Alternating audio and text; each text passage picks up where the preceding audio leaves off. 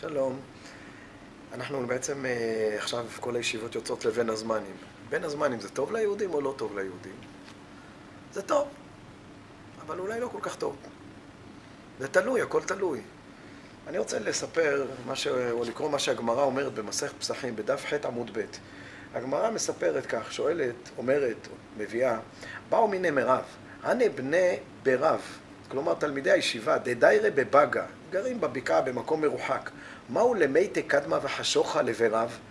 אז בזמנם לא היו פנימיות, הם הגיעו בבוקר מוקדם וחזרו בערב מאוחר. שואל האם הם יכולים לבוא בבוקר מוקדם, או לבוא בחושך מוקדם, האם יכולים לבוא לבית המדרש בבוקר, מוקדם, בלילה? אמר לו נטו עליי ועל צווארי, על הרסי או על העיני, כמו שאומרים אצלנו בסלנג. נייזול מאי, לחזור הביתה, בסדר, הרב לוקח אחריות, אמר לי הוא לא ידענה, אני לא יודע, את האמת אני לא יודע. אני לא מבין אותך רב. אם אתה חושב שזה לא מסוכן, כמו שההלוך לא מסוכן, אז גם החזור לא מסוכן. אם אתה חושב שזה מסוכן, אז מה אתה לוקח לעצמך על אחריות? ואם אתה יודע, אז אתה יודע, אם אתה לא יודע, לא יודע, מה זה לא יודע? מה זה לא ידענה? מה פירוש לא ידענה? תגיד או כן או לא. אני חושב שרב מתכוון לומר כך, זה תלוי מהי מטרת החזרה הביתה. אם אני נוסע הביתה כדי לאגור כוחות, כדי לצבור, למלא את המצברים, אז זה כמו לבוא לבית המדרש. אז בין הזמנים הוא טוב ליהודים.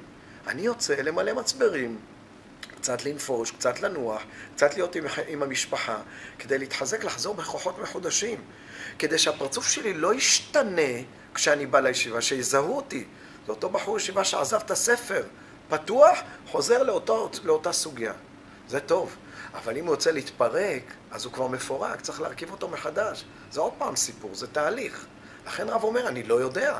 לבוא לכאן בטוח, אני לוקח אחריות. אבל כשהולכים ממני, לך תדע מה יהיה. זה בעצם התשובה על בין הזמנים. עכשיו, אם אנחנו צודקים, אז זה מפענח לנו גם קטע קטן ברמב"ם. הרמב"ם, כשהוא מדבר על הלכות תלמוד תורה, אז זה ידוע שהרי לימוד תורה לא מבטלים בכדי.